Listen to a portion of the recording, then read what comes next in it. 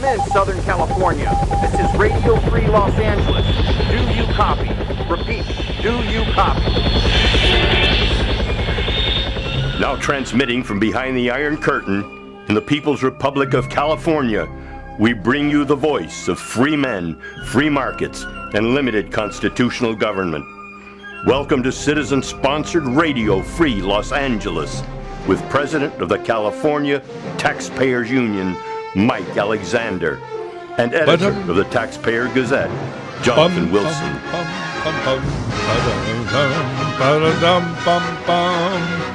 All right, here we go. Mike Alexander here with you again. We were gone last week. First of all, I want to welcome to our show. We have somebody new working the boards. It's Katie, right? Do you have a last name, Katie? Evans. All right, Katie Evans. Thank you for sitting in for Kevin. So we're very lucky to have her tonight. Despite the announcement, I am also without. Whoops, sorry about that. I am also without the services tonight of Jonathan Wilson, who, as it happens, is back in Kentucky at a family reunion. So he'll be back with me, I don't know, maybe next Sunday night, hard to say. Maybe somebody else will sit in with me. So tonight I have the pleasure of being with you by myself, and we're going to have a good show. First up tonight, we're going to have a guest on, and the gentleman's name is, let me get it here correct, is J.P. Hyan, Hyan. And J.P. is part of the Election Integrity Project, and he's going to be here during our first hour. And, if our call screener is listening in there, he should probably be calling in about 10 after 8. His name is J.P. Hyan, and he is our guest. But we're going to talk about some of the disastrous problems that we have in the county of Los Angeles on voting, missing ballots here just recently in our last election. 118,000 ballots went missing. There were 118,000 registered voters who didn't get their ballots. As a result, most of them had to be given provisional ballots. That creates chaos. This is a core Democratic responsibility. When I say Democrat, I say that with a small d, because this deals with the functioning of our democracy. They know when these elections are. They set them. They manage them. But like so many other things the government is responsible for, they can't get it right. And now we have lack of certainty in these elections, and the candidates and the people as a whole have an absolute right to know what is happening in their elections. These things are all up for grabs. We are also going to, in the second half of the program, we're going to dive back into school choice, and I'm going to start you out with some passages from a favorite historian of mine, Christopher Dawson, who has written brilliantly about education. And I'm going to read you some very special passages from a chapter of his book, The Crisis of Education. It was written back in 1961, but like everything else that Christopher Dawson has written, remains very, very current, very cutting edge, and incisively diagnostic of the problems that we have in the United States of America. And the one chapter there, he talks about education in the state and the real function of the educational system in the state. And big hint, it's not about learning anything, even if they were any good at it. It's about far more than teaching knowledge or vocational skills to the students. Later on, we are also going to talk about our continuing campaign with the California Taxpayers Union, which we have formed and launched, and what is really behind the demise that we have here in California. And later on, also, we are going to discuss one of my favorite topics, and that's going to be Sally's first day at school and George Soros. And as you will hear it was always about Sally. It was never about Soros. We'll talk more about that and how that works. And finally, of course, at the end of the show, which will be just before 9:30, we'll have a wonderful series of Government Grifter of the Week nominations. And this week is going to come from Alhambra. So if you have any favorite bureaucrats in the city of Alhambra, you can wake them up. Who knows, they might be the big winner. And if so, they can call in and tell us what they're doing. We'd like to know what they do for this kind of money down there, and it is huge. So at any rate, we're going to lead off by talking about a lot of different things on voter fraud. And, this past week, we have heard nothing but illegal immigration. Once again, it has been the biggest story.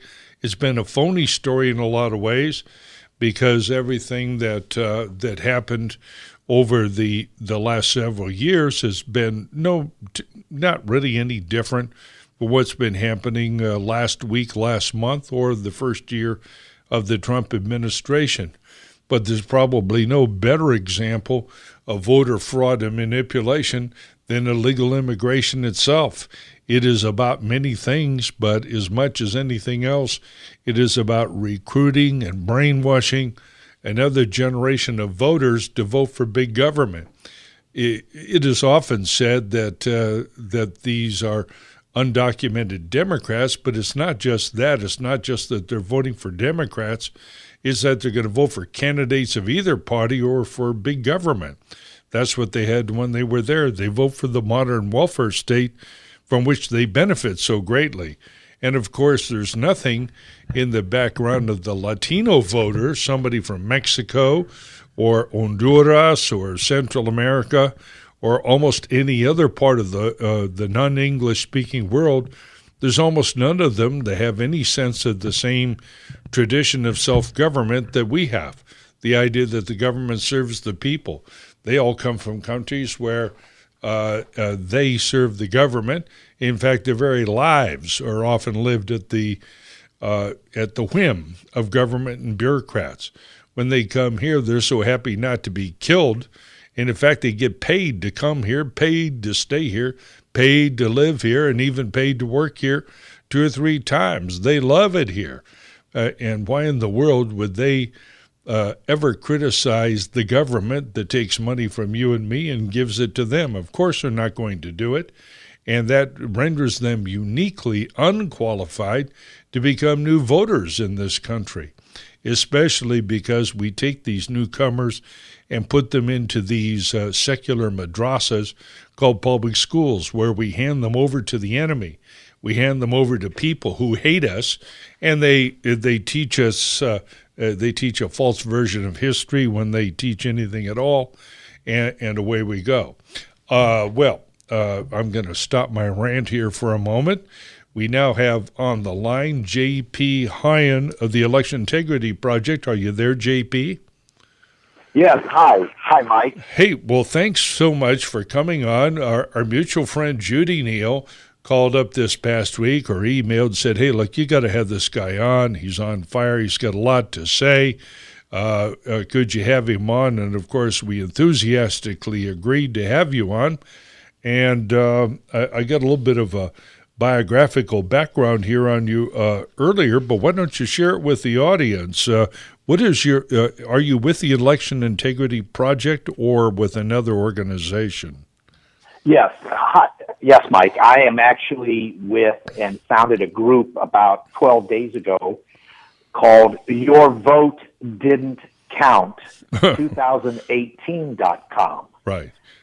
And like yourself, I'm a native Angelino, born in the mid-1950s in a hospital right in downtown Los Angeles. Mm-hmm. I spent the first half of my adult life in law enforcement, mostly with the Los Angeles County Sheriff's Department, and the second half of my adult life as an investment advisor institutional investment advisor to clients like LaSera, the LA County Employees Pension Fund, Sure. and LA City Fire and Police, and about another half dozen other large public pension funds. Sure. I know exactly what So- you do. Great. Yeah, I know you're in that same business. We are. In fact, my wife was on the institutional investment side for many, many years before she started working with private clients. And as you know, if you get a chance to listen to our show, the pension crisis or the pension disaster here in California is one of our pet projects, and we never tire of talking about it. We're at $1 trillion worth of liability and headed north.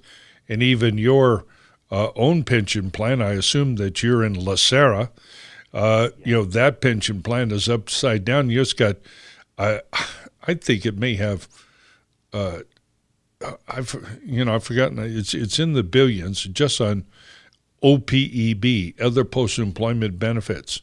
And the overall plan on a market basis, it's lucky if it's 50 or 60% funded, probably less than that. It's a disaster, and your pension's not going to get paid out, neither anybody else's. But at any rate, you and I are definitely going to have a conversation about that one day. But tonight, you want to talk about the lack of integrity in the system, the recent problems with the LA County voter registrars. What is it that's got you on fire these days that our audience needs to know about? Okay. Well, thank you very much. And someone who has been not only a supporter of your radio station, like myself, because we're both strong Christians, someone who's been a guest several times, and actually I was lucky enough to be a guest last week on 870 AM radio, and that's Bob Lindsay. And that's how I got involved in this campaign from the very beginning, was acting as a volunteer for Bob Lindsay for Sheriff, LA County Sheriff's campaign. Right. And during that process, Mike, particularly just after the June 5th election, it was obvious not only to me but to countless thousands of others that there was a lot of irregularities, inappropriate vote counting, as well as disenfranchisement of voters, and quite honestly, some downright lies being told by election officials. Okay, well, let's start at the top. What is the worst thing about the last election? Was it? I checked out your website there a little bit. Your vote didn't count 2018.com, and what seemed to particularly annoy you was the 118,000 registered Los Angeles County voters who failed to receive their ballots. Is that correct? Yes. That, along with what happened to actual voters when they showed up at their polling places on June 5th. If I could just give you a quick rundown. Sure. I'll give you a few scenarios. Many thousands, I'm talking tens of thousands of people showed up and were told, your name is not on the voting rolls. Right. That's one incident. Right. Others were told, well, you're a mail-in ballot. You already asked us and sent in your request, and we mailed you out your ballot, when in fact, Mike, they were not, nor have they ever been mail-in ballots. That's interesting. Okay, and the third biggest complaint we've received is people that show up at their designated polling place and are told, this is not your polling place, and you have to go over here to another one. Sure. We have cases of people that went to 2, 3, and even a couple people who told us they went to 4 different polling places before they were offered a provisional ballot. Sure. Let's go back to the top of the list, 118,000. Have you or anybody else talked to the registrar of voters or any? Got about 1 minute, then we'll come back after the break. Have you or anybody talked to anybody at the registrar of voters office, and what do they have to say for themselves about this disaster. Well, as you can imagine, Mike, these are government bureaucrats, elected officials that don't really that don't understand they work for us and we don't work for them. Oh, yeah. So unfortunately, we showed up in mass on Tuesday, the 19th of June, to speak out in front of the Board of Supervisors, and we were there for 6 hours, and we were only allowed 1 minute to speak before the board. JP, hold it right there. We'll come back after the break. Join us at 866-870-5752. Ask us some questions. Back with you in a second.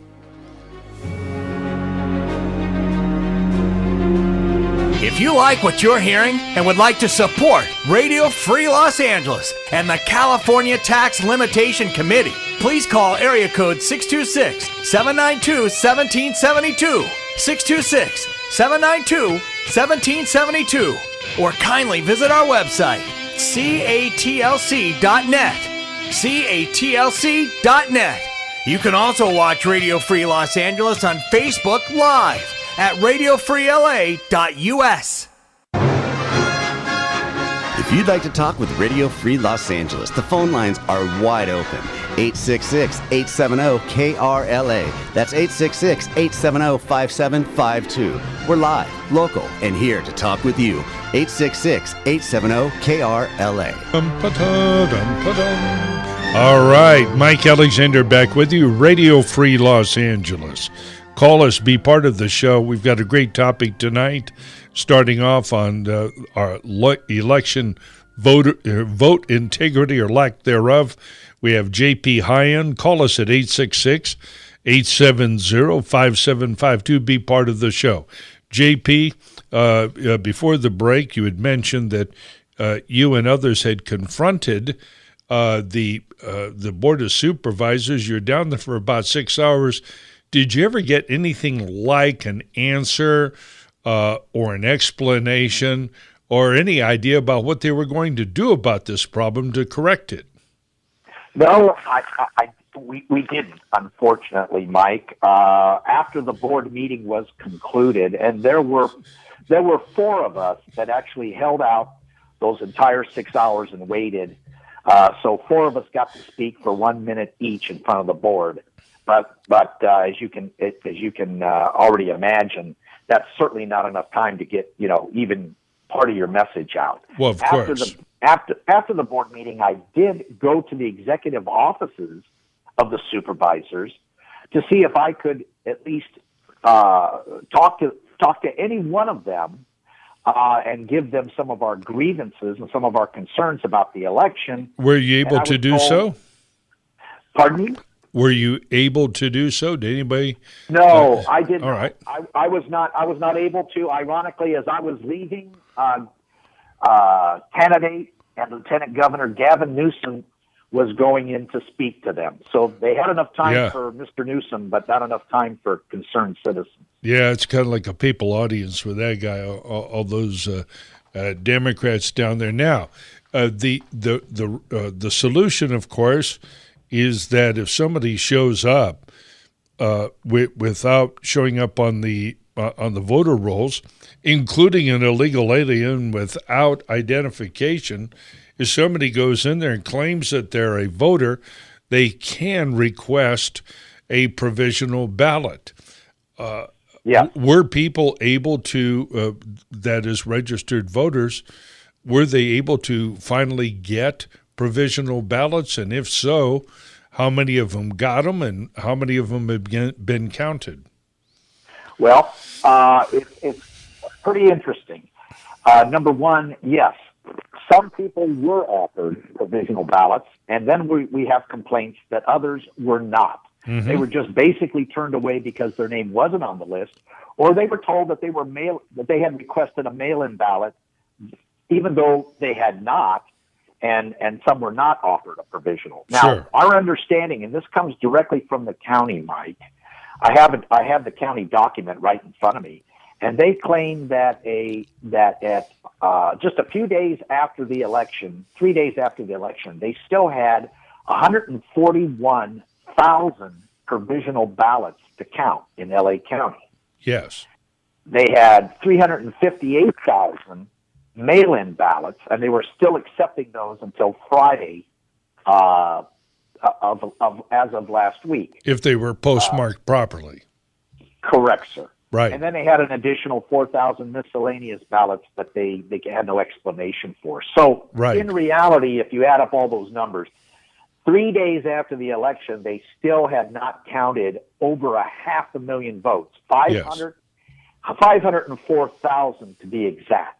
Mm-hmm. And ironically, that was about 38 to 39% of the entire vote at that time. Okay. So it's obvious that Mr. Dean Logan, the registrar, who was hired by the Board of Supervisors in 2008, and who also came with baggage. Oh, yeah. Who he came from forced to Seattle, resign. didn't he? Yes, sir. He got chased out of Washington. Seattle. Yeah, Yeah. well, they Yeah. wanted somebody with experience in manipulating the vote. This kind of confusion, where large parts of the vote are cast by mail, this is not unusual for the county of Los Angeles. And although I'm always willing to beat up on a bureaucrat at any time, the fact is, a lot of this is not that far out of the ordinary. But what is very interesting, what you are pointing out that the audience should note, is that voter turnout was so low that the ordinary that the absentee ballots and the provisional ballots constituted an extraordinary percentage of the overall vote. Now, what the voters should also understand is that voters who are registered to vote by mail have a much higher propensity to vote, and they vote more often, and their turnout will sometimes be as high as 75%. So what's happened here is that the people that would otherwise be going to the polls did not do so, and I have no doubt that it was because of the impact of Top 2, which meant that a lot of Republican voters and conservative voters were not motivated, and in fact, many Democrat voters probably didn't turn out either, figuring that their vote really wasn't required because the top 2 candidates are Democrats and they're on a roll. So this problem multiplies on itself. Now, was there any, you also mentioned 2 or 3 others. Were there actual instances of voter fraud or mismanagement of the vote beyond what you've described at any of the polling stations? Yes, and Mike, I hope I get the opportunity at the end of our conversation to give you two different websites for your audience to go to. But let me say this to your question. Number one, we do have evidence. We have evidence of people who disputed the fact that they were told at their polling place they were mail-in ballots. Yes. These two different, at least there are 2 people that took the time to go down to the registrar's office and get a copy of their signed declaration requesting mail-in, and both of those documents are forgeries. They are not their signatures. As a matter of fact, whoever filled those mail-in ballot requests for them put a different address than their own, meaning somebody forged a document with their signature and then got a hold of their mail-in ballot. Mm-hmm. So that's at least 2 cases we've discovered so far. Another one is we do have a video by a Republican female candidate for U.S. Congress that was filmed down at a polling place in South Central, where a poll worker actually intimidated an elderly female voter. Hey, JP, I tell you what, we'll hold you past. Can you stay past the break at the bottom of the hour here? Yes, sir. Okay, hang on. We'll bring you back. We want to hear the rest of that story. We're now at the half-hour break here. This is Mike Alexander, Radio Free Los Angeles. Go if you would like to support our program. Remember, this is listener-sponsored, voter-sponsored radio, radiofreelosangeles.net. Mike Alexander will be back with you after the break.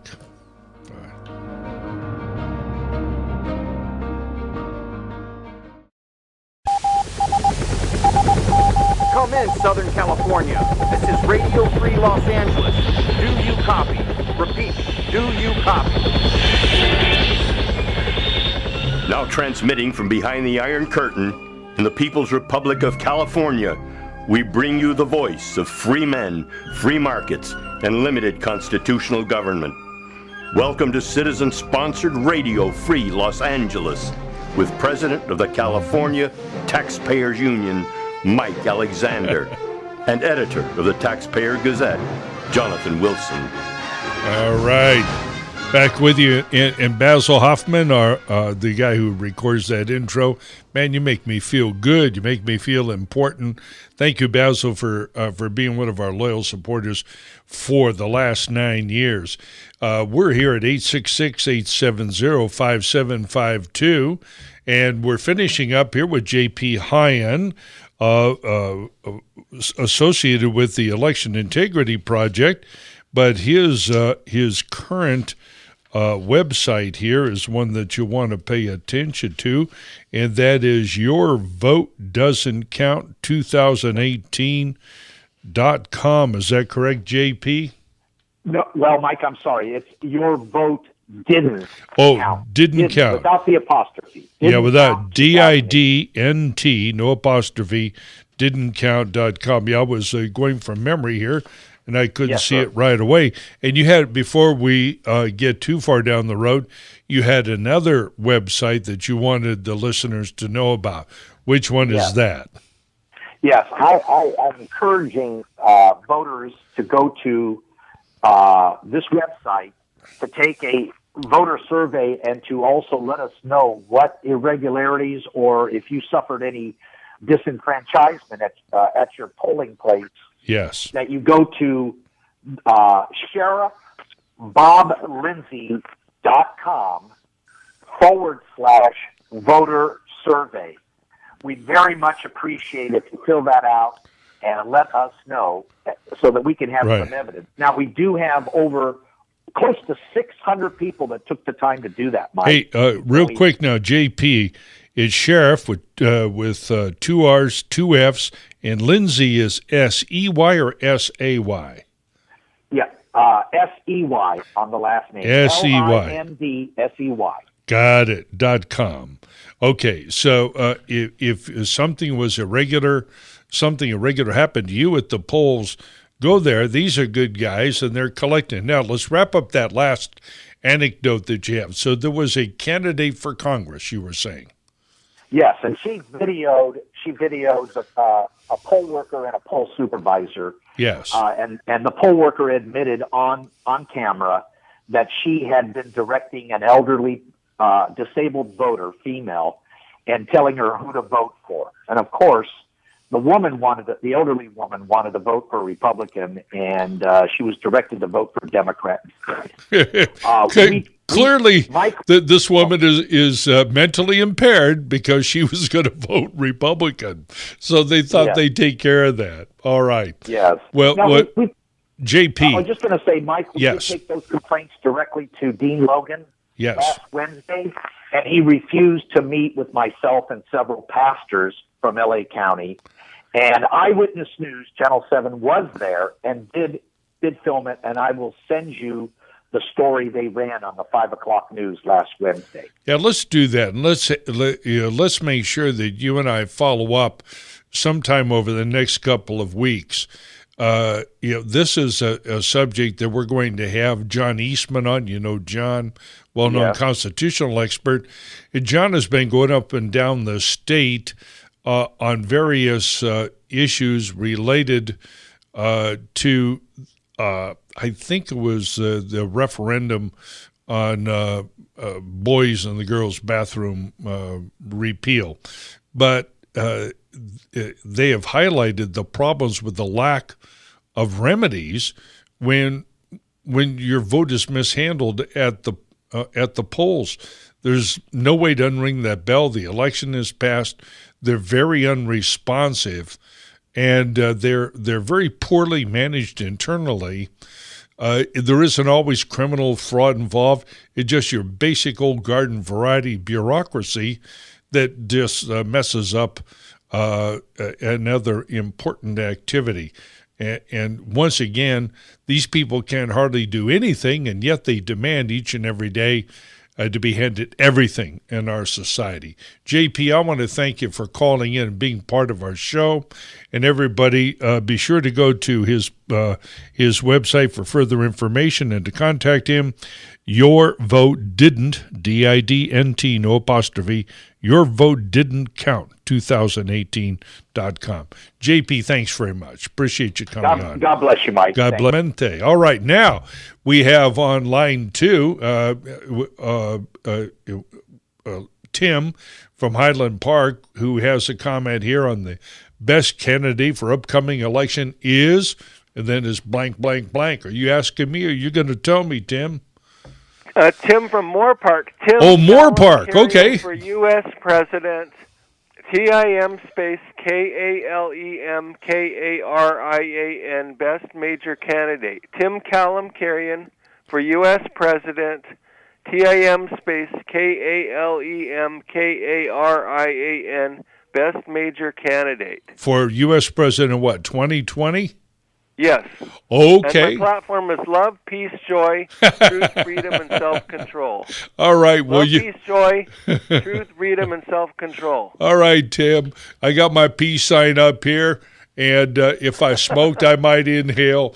God bless. Okay, thanks for calling in. We'll wait to 2020. All right. Hey, you see, we're open-minded here. We got a sense of humor.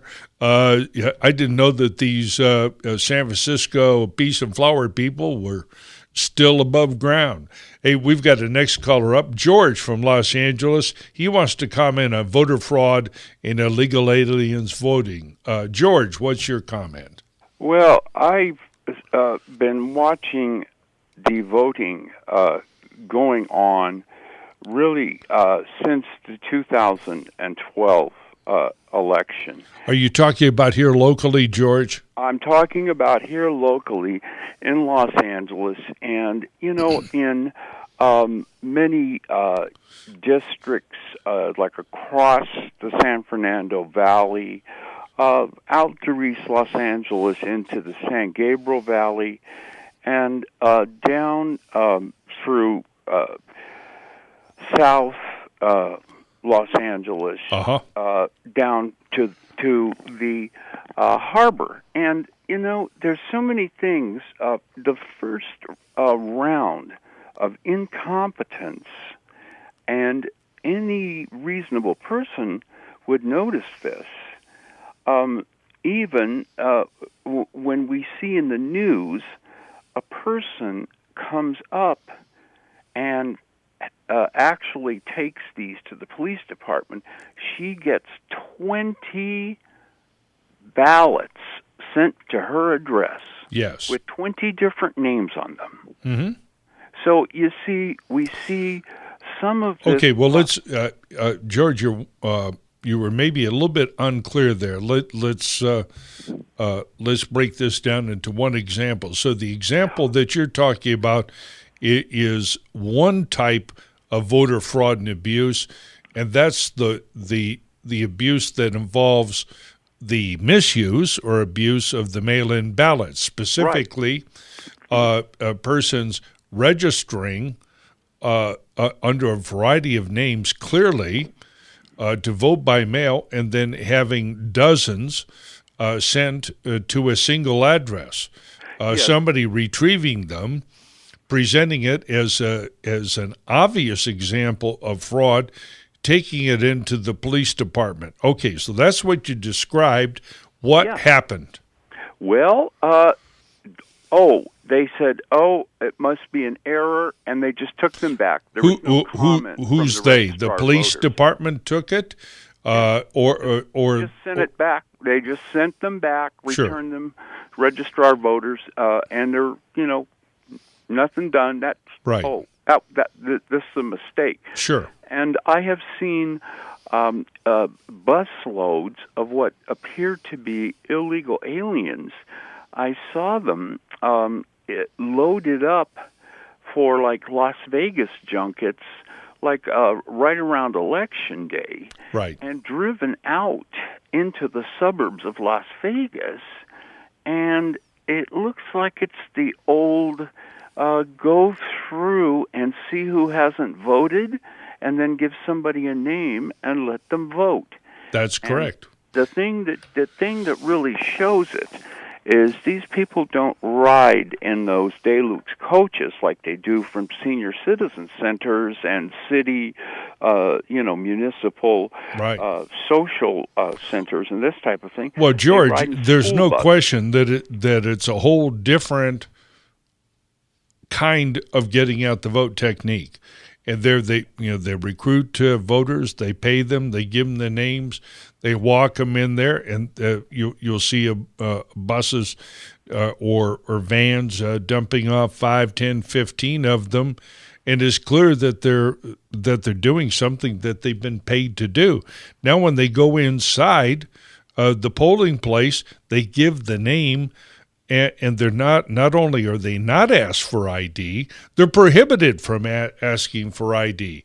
So they go in there and they place the vote. Now, if somebody challenges it later on, well, fine and dandy, they lose a vote. But in the meanwhile, they've taken advantage of low voter turnout and manipulated it to their advantage. How many seconds we got in there? Well, 15? This Oh, is 50. Okay, good. All right. Go ahead, brings George. into my, thing, too, about the provisional ballots. I have seen people bragging of voting a number of times, and they go in and they say, oh, I just moved here. Yeah. And they always give an apartment address or some apartment, and they get a provisional ballot. And when I was voting in 2016, there were some of these young millennial folks shouting across the hall where all of the voting booths were about, oh, what do you vote on this and that? George, I got to run here. That music you hear is a break coming up. Thanks for calling in. Call back in again. This could be a hot topic in this election year. Call and join our program, 866-870. If you like what you're hearing and would like to support Radio Free Los Angeles and the California Tax Limitation Committee, please call area code 626-792-1772, 626-792-1772, or kindly visit our website, catlc.net, catlc.net. You can also watch Radio Free Los Angeles on Facebook Live at radiofreela.us. If you'd like to talk with Radio Free Los Angeles, the phone lines are wide open. 866-870-KRLA. That's 866-870-5752. We're live, local, and here to talk with you. 866-870-KRLA. All right, back with you after the break here, Mike Alexander. Please join us. We got a lot of great callers tonight and a very interesting, compelling topic. It never gets old, and that's voter fraud. Call us at 866-870-5752. Now, I want to pick up on a couple of things. Our last caller, who was that? Was that George? I'm sorry, I forgot your name already. I apologize. But thank you for bringing up these examples of voter fraud. Now, the fact is that the county registrar of voters just doesn't care.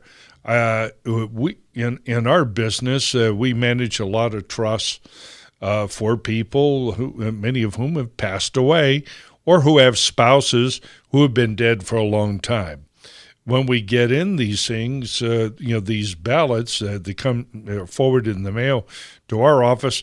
We send it off to the county registrar's office, but we not only send a letter, we very often send a copy of the death certificate. If it was our client, we have it. If it was a deceased spouse, sometimes we have it around. And then, lo and behold, the next year, in come the ballots again. We'll get a bunch of them here. You'd think we were Democrat headquarters over there, but we get them in. I remember through the Tea Party when we were out there going through so many neighborhoods. We were working off a voter list. We go to an address, and we would ask to see somebody who was a registered voter, and we would be informed that they were dead. We'd mark it accordingly, of course, and then we'd put together a list, send it on down to the registrar of voters. Check the list. When we got the updated voter list, 30, 60, 90 days later, a year later, 2 years later, 4 years later, the same dead people are still on the list. And they refuse to clean it up. They have no interest in cleaning it up. And all of those dead voters are live Democrat votes. And they will take those and they will sell them. They'll bundle them up and use them whenever they need to. That's what they do. It's an ongoing criminal conspiracy. Now, there was a recent case, and I think it might have involved Colorado, but the Supreme Court ruled in their favor that they were able to purge their voter rolls successfully. And California is going to have to do that because they've been sued by the federal government to clean up their voter rolls, and especially to require adequate identification, that is proof of natural birth or proof of naturalization. And, of course, the various registrars of voters and the dominant Democratic Party here in the state has no interest in cleaning that up.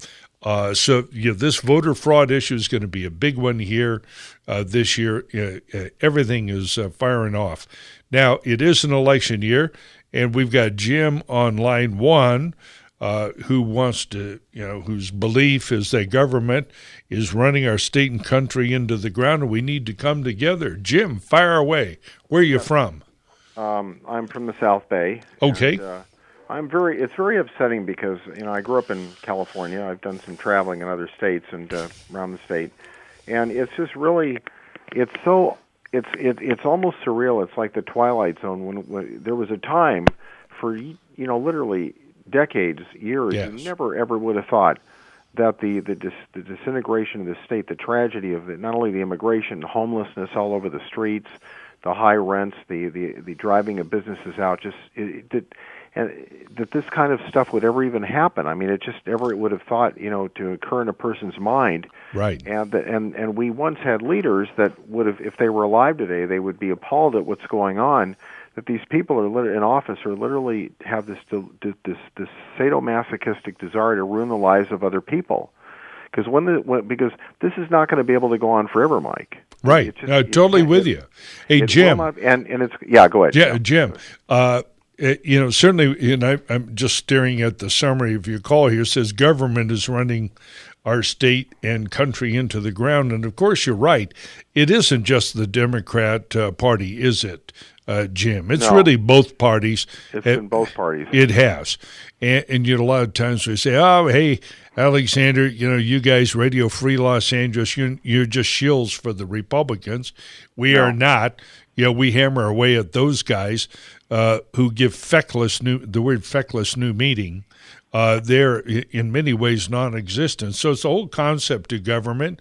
We find many Republicans in local city councils who are just as guilty as their Democrat friends on the city council in running these cities into the ground. Well, also, too, there's a lot of people in neighborhoods, including that are very comfortable in affluent neighborhoods I've engaged in conversations, and they don't care. They'll say, oh, let's be positive.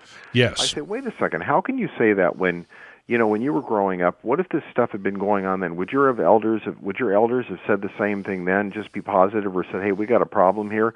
And the other problem is that this creates a lot of emotional and physical stress for people living here because, and this is nothing to do Democrat or Republican, when people get to the point where they find themselves possibly homeless, and there's no jobs out there, or they can't live on their fixed income or whatever, and everything has gone up, this is just allowed to happen, and the people in public office just don't give a rat's rear about the public. There's something really wrong with that attitude, and we need to stop putting these labels on Democrat, Republican. I don't care. It's wrong. That's right, Jim. You're totally correct, and I foresee a a new coalition. Your comment here that we need to come together, you're absolutely right. We have to do that. And I see an emerging coalition between conservative Republicans, conservative independents, and Democrats who aren't necessarily conservative or liberal or anything, but they're just stuck in a very bad position. They're stuck economically. They're stuck educationally. Their children aren't getting the educational opportunities that they need. They're being hammered by an ever-increasing level of regressive taxation, and there is no better example of that than the gas tax and registration tax increase imposed by, yes, a Democrat-dominated legislature here, which has cost the average family of four over $750 a year more. That, in other words, they're already paying high gas taxes and so forth. But now, students, young married, young unmarried, but the average family of four is paying $750. And that average family in California, Los Angeles, that average family is a Latino family, isn't it? All right. Yes, well, anyway, they broke in faith. I know you got to go, but I think that if people don't get people need to come together and stop worrying about being attacked by these people and be called names, and just because if not, in the final analysis, the people that are promoting this nonsense, they're going to go down with the ship of state too. Oh yeah. It's a leaky boat takes us all down. I'm totally with you. Yeah. And here, Radio Free Los Angeles is a place where you can call, regardless of party, regardless of all these phony divisions that people try to place between us. We're Californians. We want to turn this state around because we love this state. We want to be here. We got to find a way to fix this thing. We have solutions here. We'll work with them. And, Jim, with guys like you calling in, it's going to be interesting. Thank you so much, Jim, for being a part of the show. And if you'd like to be part of the show out there, everybody, you can reach us at 866-870-5752. Well, we've had a number of splendid callers here this evening, and it's worthwhile remembering here just what the problems are that are facing us. And there's probably no greater problem than voter fraud. But there's another guy that broadcasts on the I think still on the station, Hugh Hewitt. And Hugh Hewitt wrote a book entitled "If It's Not Close, They Can't Cheat." And so what it really meant was that the real solution to voter fraud is much better voter turnout. So if you're in the opposition party that is taking it in the neck because of questionable registration practices, questionable voting practices, or illegal alien voting and so forth, the solution is voter turnout. We don't have everybody in this county registered and who's of voting age, although we have more than are eligible. That's an interesting thing. But we certainly don't have good voter turnouts. And, 4 years ago, when Jerry Brown was elected, the voter turnout statewide was only 25%. And you go to these municipal elections routinely, 20, 22, 25%. Well, if we're not voting, that we're not only inviting the kind of misconduct that we're seeing, we are actually consenting to these arrangements, because when you don't show up, you're going to be stuck with what has been voted against you. And so we got 1 minute to go here. So we are constantly trying to reemphasize to you and to everybody that our crisis is a lot of things, but first and foremost, it's a crisis of citizenship. If we as citizens don't get busy, if we don't vote, if we don't get involved, if we don't act smart, you don't call here, you don't work with us, reach out to other people and start that conversation, then we are going to deserve what we get here. We will be back here after the top of the hour, and then we'll commence our discussion of school choice, some very important educational issues, and I hope we'll hear from more of you wonderful callers and audience out there tonight. Mike Alexander, call us at 866-870-5752.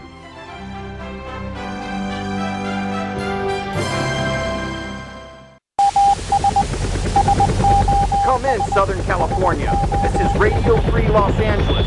Do you copy? Repeat, do you copy?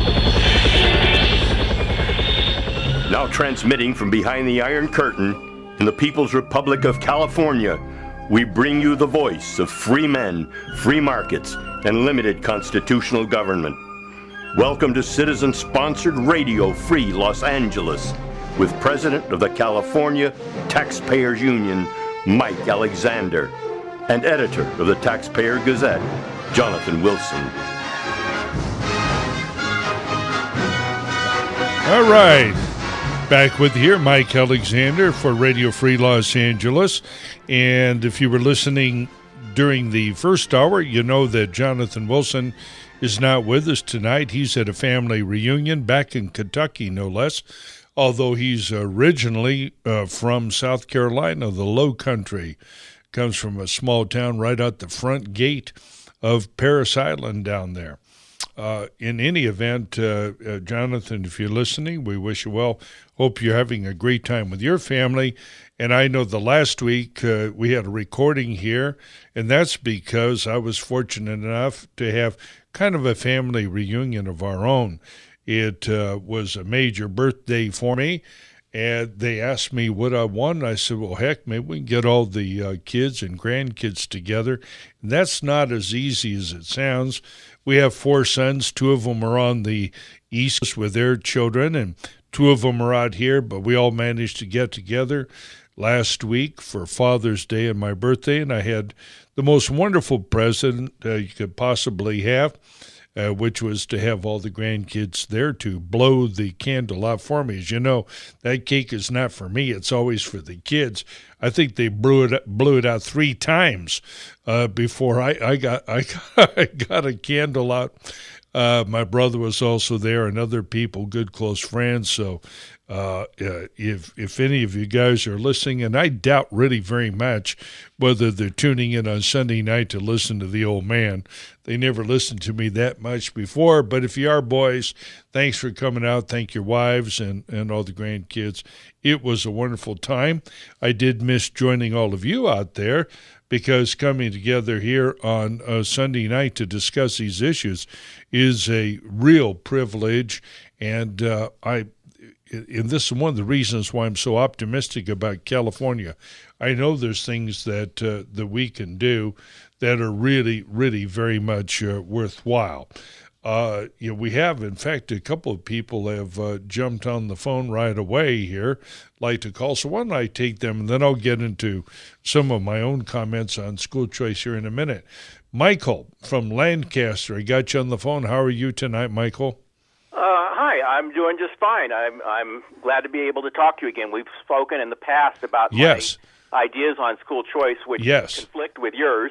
Yes. But the people who want to see my ideas, I would invite them to go to my Facebook page, which is All Children Matter, and they can take a look at the California Simple School Choice Initiative. You've seen it before. You recall? Yes. Yeah. Okay. And even though we differ on mechanics, you and I fundamentally agree that families need to be able to make the critical choices about the education of their children.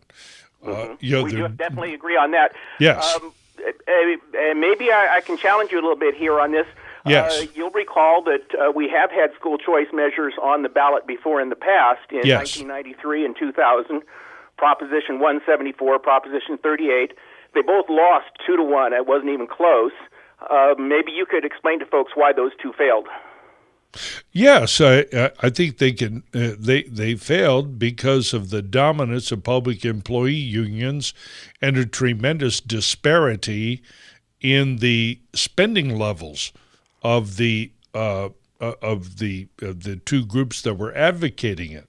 I think it's huge, and I'm not I'm having difficulty recalling the specific provisions of it. The amount was low, but the other thing too is that even though we understand those differences, the real difference now for those who are asking, you say, Mike, if you lost twice before, why do you think you can win now? I think we can win now because things are so very, very, very much worse now than they were 20 or 30 years ago. I think that's the critical thing. I mean, the California schools are 48th in the nation overall, and the schools in Los Angeles Unified so-called School District and many others here are at the bottom of that pit. So it's hard to get worse. So that's why I'm optimistic. How about you, Michael? Are you optimistic about it? Let me go ahead and expand on that. You're right that as far as the amount of money that was spent, but there was also a fundamental flaw in a design flaw in those two propositions, and we have the same design flaw in the proposal that Senator Morlock is getting behind. You're familiar with that? Yeah, oh sure, yeah, and I'm behind that. Okay, well, I would vote for it. Yeah. But I'm a conservative Republican. I'm very much in the minority here in California. We have to remember we're in a state where 60% of the voters didn't know any better than to vote for Hillary. Right. Okay, and we've got to take and find a way to get those Hillary voters to get on board with school choice, and I believe that there's a way to do it.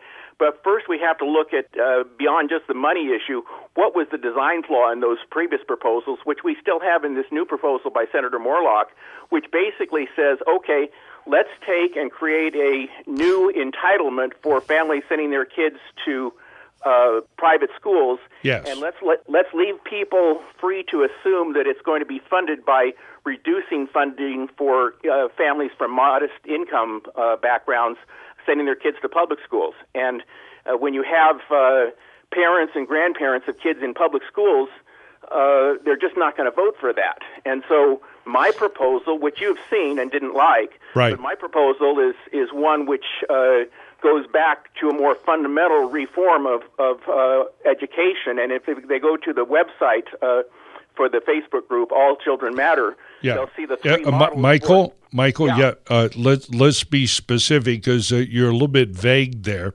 Well, it's okay. I want to help you make your point because your points are worth making. They're worth being understood, and that will also sharpen our discussion there. One of your what was the overall amount of the scholarship or the subsidy that you wanted to give? Let's assume a poorest kid in the state. How much does he or she get to go to a school of his or her choice? All kids, whether they go to public school or private school, they all get the same. How much? All children matter. All children are worthy of the same funding. How much? Whatever the state is spending on a public school child, that's what's available potentially for a kid going to a private school. That's going to be $10,000 to $11,000. That's fine. Is okay. Hang on, Michael. I'm trying to help you. Don't run off. Okay, so it's $10,000 or $11,000, and the point of your proposal is that the poorest kid is going to get the full subsidy, and you wanted to make it income qualified, means tested, and so hang on. No, if somebody, but if someone's making $1 million a year, they get zero from the state to send their kid to school. Correct? No, that's not correct. All right, then what's the income bracket? Okay, I got 2 minutes. Hurry up, Michael. Okay, what we do is again, they can, if they go to the website or the Facebook group, All Children Matter, they can see it all in writing for themselves. But what it says is that every child is worthy to receive financial acknowledgement that their education advances the public good. And if we don't have enough money for all of the kids, then the rich parents will be required to pay out of pocket. And if they send their kid to a school where they spend less for the child's education than what the public school would be sending, 40% goes to the state, and 60% goes into an educational fund to pay for that child's college. Yeah. Okay. And so the whole orientation is if we start with the assumption that every California child is a valued part of humanity's future and shall be recognized as such under California law, and Michael, that will sell with Hillary voters. Michael, well, I'm going to respond to you more here. We got a break coming up here in a little bit. Okay. Michael, quick, you're one of the good guys. You're not my enemy. Michael, give them your website out there because you're one guy that's got the conversation going. What is it? Don't have a website yet, although Facebook? I hope I will eventually in the future. Right now, I just got a Facebook group, and the name of the Facebook group, all you do is have to go to Facebook and plug in All Children Matter, and it'll take you to that group, and you can see 3 things that I've written. One is the actual. All right, copy that's of the enough. page. Michael, All Children Matter. That music that you hear is my sign to take a break here. Great call, Michael. Always love to hear from you. We want you to become part of this conversation. We got lots of people calling in. Our telephone number is 866-870-5752, or go to radiofreelosangeles.net. Make a contribution to keep us rolling here after the break.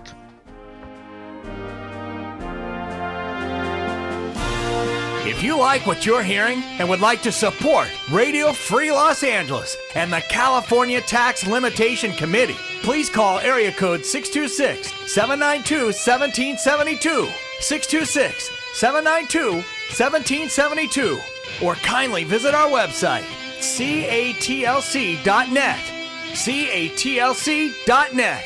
You can also watch Radio Free Los Angeles on Facebook Live at radiofreela.us. If you'd like to talk with Radio Free Los Angeles, the phone lines are wide open. 866-870-KRLA. That's 866-870-5752. We're live, local, and here to talk with you. 866-870-KRLA.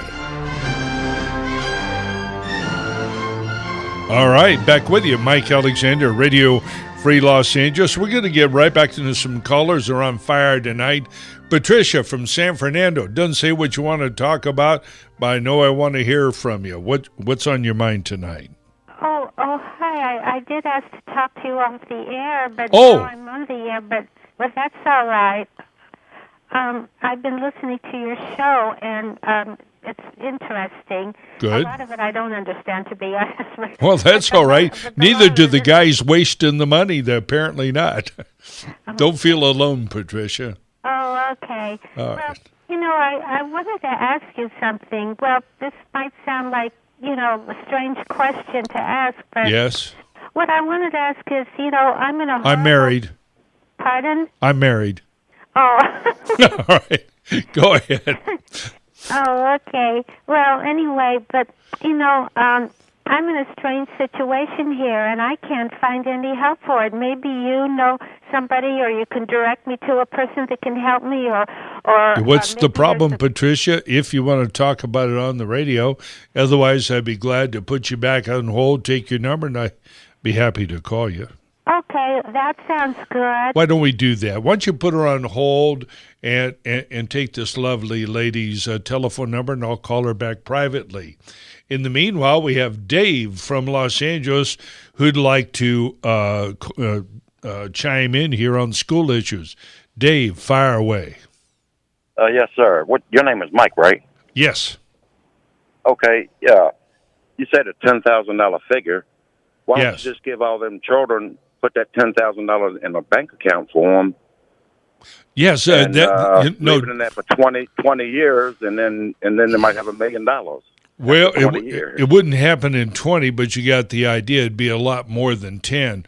Let's go back to what the proposal is that Mike and I have been talking about, the other Michael who called in. And it's essentially to establish an educational savings account for each school-age child in the state of California. And I believe this starts with kindergarten, but it at least starts with first grade, goes through the 12th.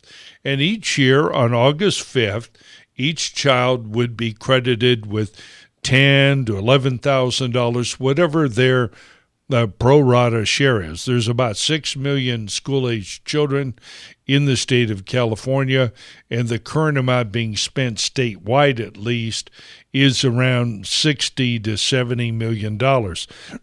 So that amount is going to be $10,000 to $11,000.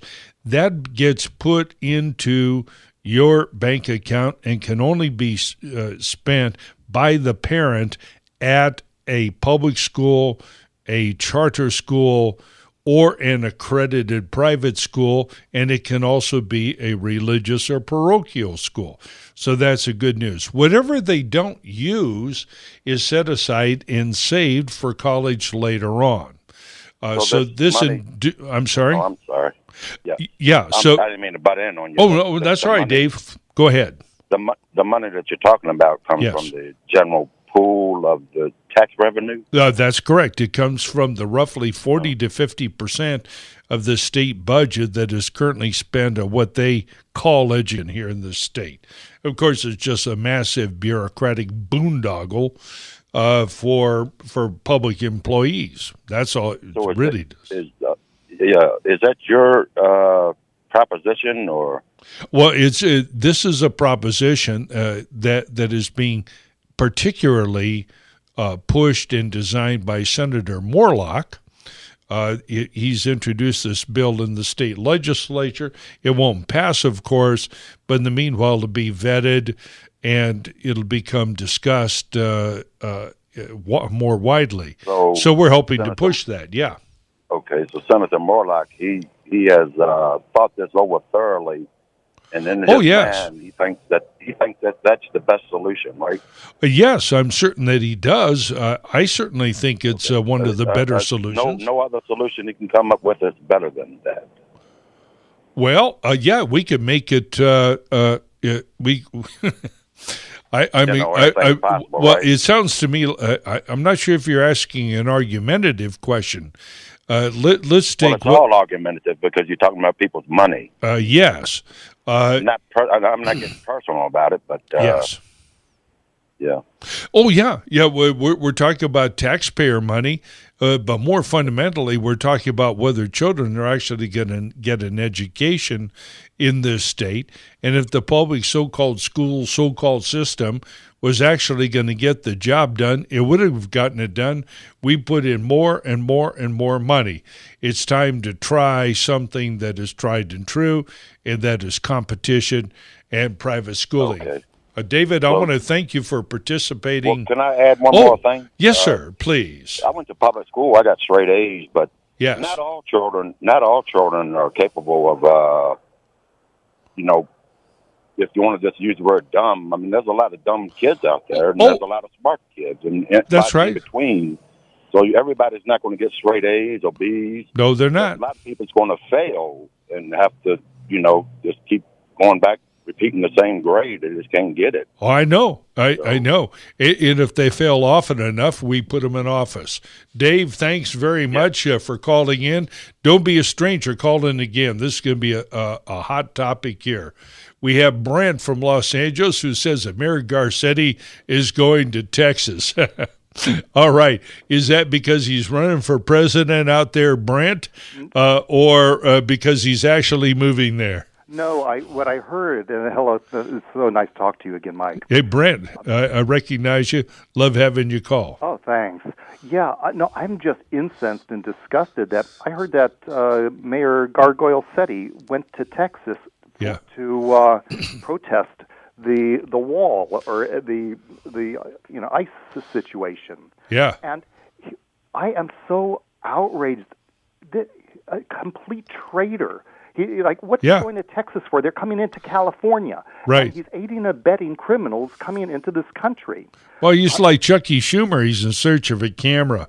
I'm inclined to say about Eric Garcetti, what they said, what the Birch Society said about Nixon when he went to China, that they didn't care that he went to China. What bothered them was that he came back. Well, all right. I understand that, but there are so many dimensions to this. I have not been hearing whenever any of these mayors go down there, what are they doing? On whose side are they?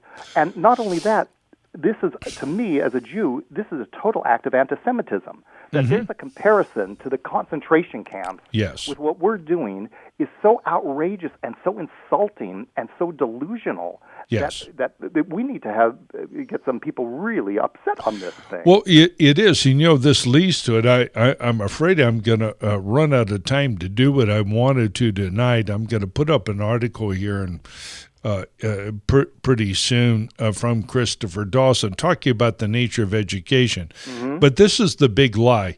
And one of the problems that we have here in this country, and one of the reasons why I'm so passionate about getting children out from the control of the state in these madrasas that we call schools, is because they are ill-prepared, totally unequipped to be critical of the news, because the modern propaganda state is a seamless garment that is comprised of the phonies in Congress, the phonies in the media, the propagandists in the magazines and in the universities, and ultimately the phonies and propagandists that you find in the K through 12 system.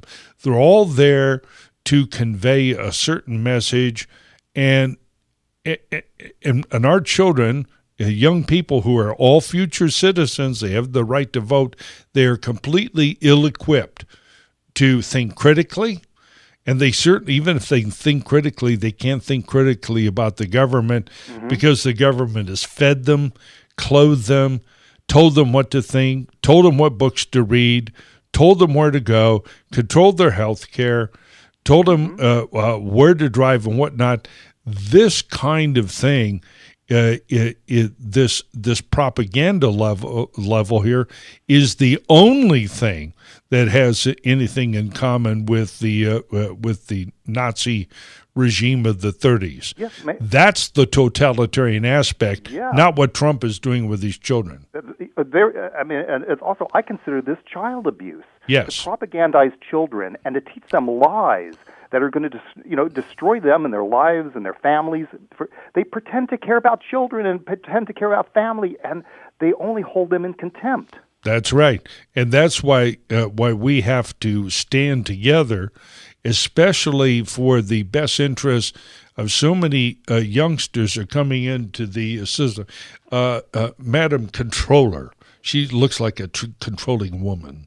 How many more minutes I got to go, Katie? Here, we got 3.5. Okay, I'm gonna first of all, I'm gonna lead off by apologizing to Dave, who wants to talk about water restriction bill. Dave from Orange County, I hope that you will call in next week. I want to finish my conversation here a little bit with Brent and talk about what we have to do as a society.